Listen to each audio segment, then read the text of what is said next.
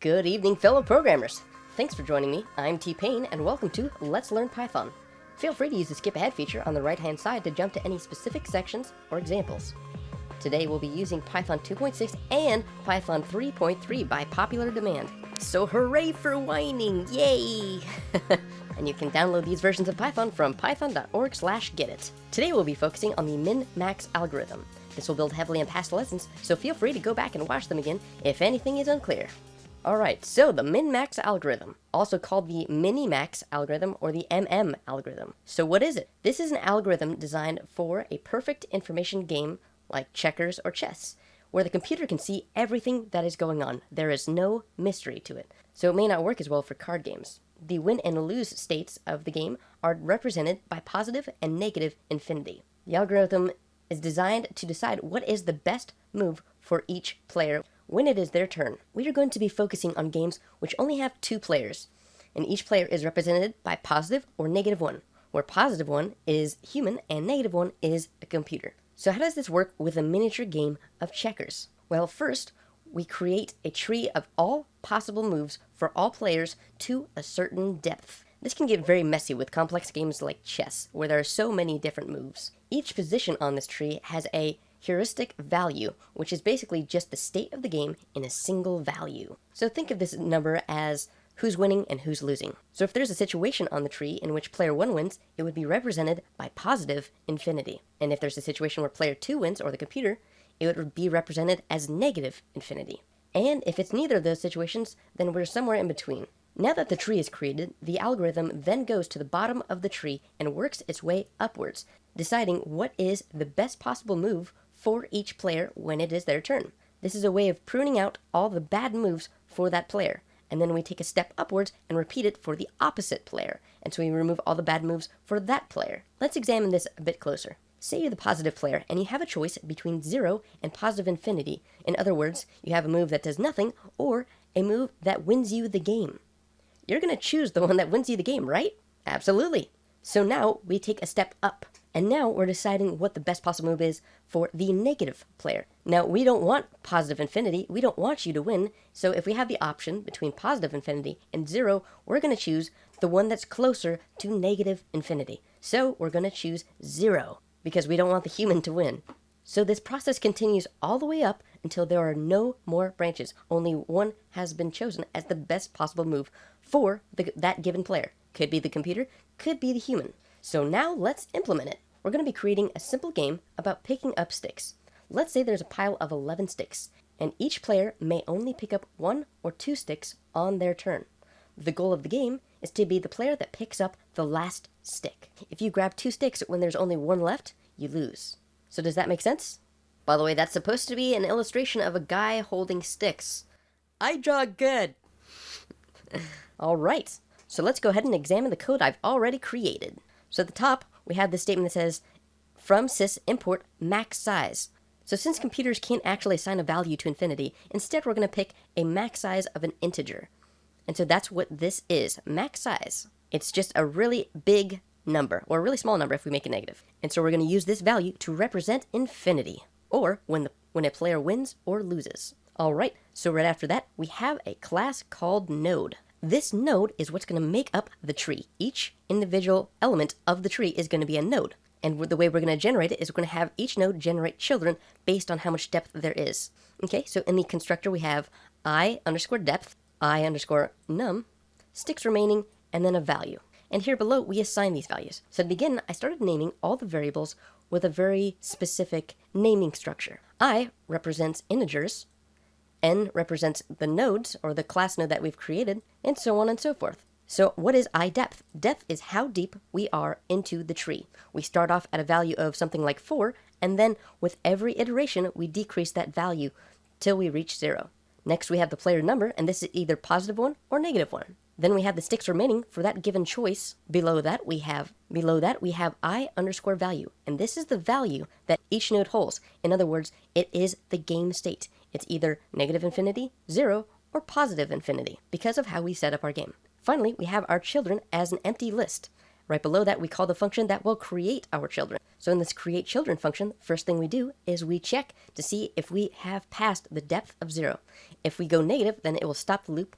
And this is important with every recursive function. You should have the very first thing be some way of stopping the recursive function. So that's why we had that.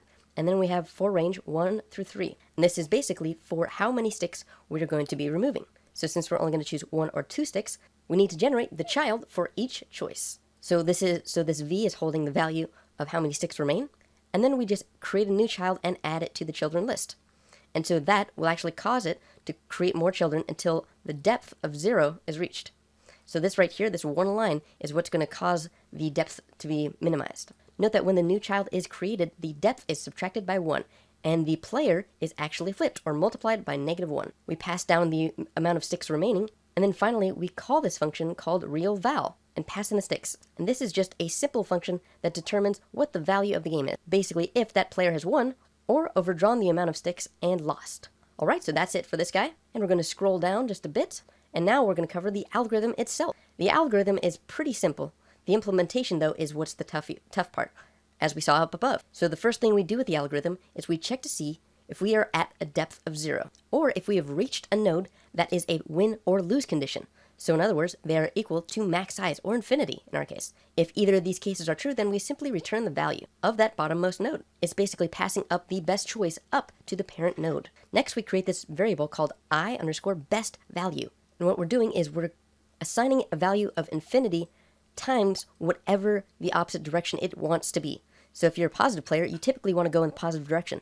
So we would start with negative infinity, and vice versa if we were a negative player. I just noticed that this code could have been optimized right here by replacing a child right here, this variable, in the place of I, and removing the range and length of this guy. But we'll go ahead and keep that. So now we're going to iterate through all of the children one by one for all of our possible choices and run the algorithm on them. What this will do is it will drill down to the bottom of the tree, reducing the depth as it goes and flipping the players as it goes. Then that algorithm will return a value as up above, if it's the bottommost or if it has reached an infinite size, or if it could just be 0 because it had reached depth of 0, and returning that value. Then we have this very interesting code here. And what this does is it's checking the distance of where we want to be from where we currently are with this current child. If this value is closer to the goal of our positive or negative infinity, then we're going to go ahead and store that value. Finally, when we get done, we're going to go ahead and return that value. Right here, I've included these lines as debugging. This was helpful for finding out what the values were for each branch of the tree. That's all. Let's go ahead and scroll down a bit. And now here's our implementation. Right here is a simple function I wrote that's a simple win or lose checker. All it does is check to see if that player has made a selection that'll win them the game, lose them a game, or if the computer has won or lost the game. That's all. Scrolling down a bit more. Alright, so scrolling down a bit more, we're going to see the final bit of code, which is actually going to call the function. So right here we have a check to see if this file is the main file that's being run. And then we set up some default parameters for how many sticks we're starting with, which is 11, how much depth we want the computer to calculate to, and that's 4, and then who the current player is starting as, and that's going to be 1, which is going to be the human player. Next, we have some simple instructions for the player on how to play, and then we start the loop. And this loop says as long as there are sticks, then keep iterating through this function. This game will keep going until there are no more sticks. After that is just a simple print statement that says how many sticks remain and how many would you like to pick up. Then it requests an input, and this function right here gets input from the user. Now note that this function will actually not work in Sublime TextEdit as far as I'm aware. However, we will end up running this code in idle. Right here you'll see a line that says I_choice equals 1, and this was a simple debugging bit of code, and so I wouldn't have to enter in the numbers again and again. Next, we subtract from the sticks total how many the player actually entered in. After that, we have a win check to see if the player has won, and if the player has not won, then the computer takes control. We flip the player to become -1. After that, we create the tree that the algorithm is going to run on by calling the constructor for node, passing in how much depth it is, what the current player is, and how many sticks remain. This value best choice is actually going to hold either 1 or 2, which is the number of sticks it will choose at the very end. Then we store its best value, which is going to start off as the opposite amount of infinity than it wants. Then it iterates through the children. Then it's going to iterate through the algorithm, much like you saw up above in the algorithm itself right here, where it's running through the children and calling the function on itself, going all the way, drilling all the way down. Now, why did I do that? The reason being is because I wanted to store the 2 different choices that it was going to have. And I wanted to figure out which one was it going to choose? Which one was going to have the better heuristic value? After it decides, this would result in the values 0 or 1 rather than 1 or 2. So I just add 1 to the best choice to get the correct value. Then I have a simple print statement that's just a debug for what is the final value. I reduce the stick total by the amount that the computer has chosen. I do a win check, and then I reverse the player again finally. And that's it. That is the min-max algorithm. You gotta admit, that's pretty cool. Play it for yourself. I'm gonna go ahead and play it real quick so you can see this in demonstration by right-clicking and opening it in idle, and then I'm gonna press F5 to run it. Now notice this is in Python 3.3.3. It also works in 2.7.6. I've tested it myself and it works great. So now I'm just gonna enter 1 a whole bunch of times. 1, comp chooses 2, then I'm gonna enter 1, comp chooses 1, I'm gonna enter 1 again, comp chooses 2, I'm gonna enter 1 more time, and notice the comp wins. Now let me try that again, and I'm just gonna enter 2 all the way through it. Run it, 2, enter 2, and the comp wins again, because it's actually figuring out what the best moves are, and it's winning. See if you can beat this computer. It's less than 100 lines of code, and it is pure brilliance, in my opinion. Thank you guys so much for watching. Great job keeping up. Definitely hammer out this code so you have it for future reference. Definitely take a few minutes to investigate these final challenges. You are a brilliant programmer, and I'm sure this will be a piece of cake for you. Please leave me a comment below if you feel that this helped you. Please do me a huge favor and like this video, and subscribe to my channel. It would really mean a lot to me. Thank you so much for your support, and keep the dream alive.